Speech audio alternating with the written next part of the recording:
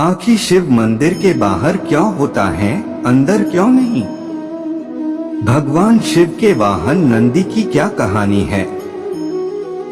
प्राचीन काल में एक ऋषि थे शिलाद। उन्होंने ब्रह्मचारी रहने का निश्चय किया, किंतु जब उनके पितरों को ये पता कि शिलाद ने ब्रह्मचारी रहने का निश्चय किया है तो वे दुखी हो गए, क्योंकि जब तक शिलाद को पुत्र प्राप्ति न हो उनकी मुक्ति नहीं हो सकती थी।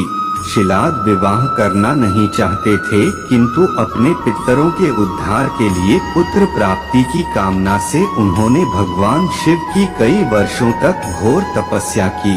उनकी तपस्या से महादेव प्रसन्न हुए और उन्हें अपने समान ही एक पुत्र की प्राप्ति का वरदान दिया।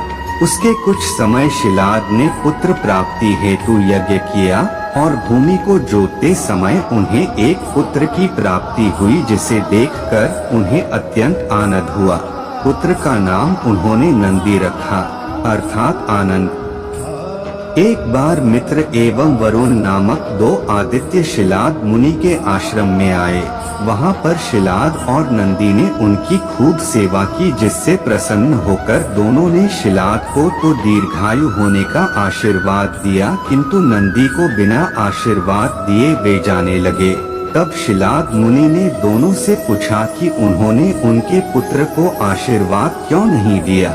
इस पर दोनों ने बताया कि नंदी अल्पायु है और 16 वर्ष पूर्ण करते ही उसकी मृत्यु हो जाएगी। ये सुनकर शिलाद विलाप करने लगे। तब उन दोनों ने नंदी को महादेव की तपस्या करने को कहा। फिर नंदी ने महादेव की कठोर तपस्या की, जिससे महारुद्र प्रसन्न हो उसे दर्शन देने आए। जब उन्होंने वरदान मांगने को कहा तो नंदी ने सदैव उन्हें उनके सानिध्य का वरदान मांगा। तब महादेव ने उसे अमरता का वर दिया और अपने वाहन के रूप में स्वीकार किया। नंदी वहीं से महादेव के साथ कैलाश को चले गए और उनकी सेवा में रंग गए। जब शिलाद को ये पता चला कि भगवान शिव की कृपा से उनका पुत्र अजरमर हो गया है तो वे अत्यंत प्रसन्न हुए। महादेव की सेवा करते हुए नंदी को बहुत दिन बीत गए और शिलाद अत्यंत वृद्ध हो गए। तब वे अपने पुत्र से मिलने कैलाश पहुँचे। नंदी अपने पिता को देखकर बड़े प्रसन्न हुए और उनकी खूब सेवा की।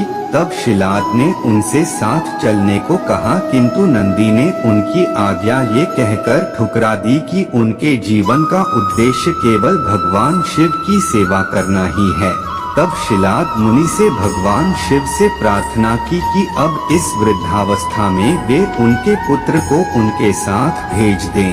ये सुनकर भगवान शंकर ने उन्हें अपने पिता के साथ जाने की आज्ञा दी।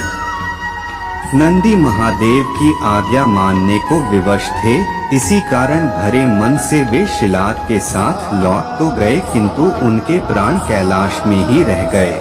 अपने आराध्य से दूर होने के कारण नंदी का स्वास्थ्य प्रतिदिन बिगड़ने लगा।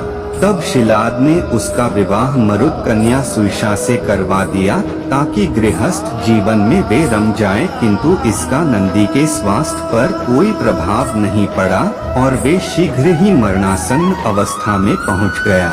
जब शिलाद मुनि ने देखा कि उनके पुत्र के प्राण संकट में हैं, तब उन्होंने भगवान शिव से उसे बचाने की प्रार्थना की।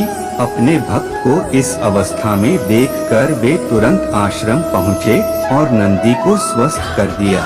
तब शिलाद मुनि समझ गए कि नंदी महादेव के बिना जीवित नहीं रह सकता, इसीलिए उन्होंने उसे सुईषा के साथ कैलाश जाने की आज्ञा दे दी।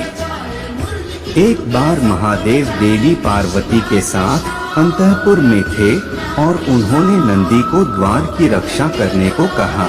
तभी वहां महर्षि भृगु आए और महादेव के दर्शनों की इच्छा जताई, किंतु नंदी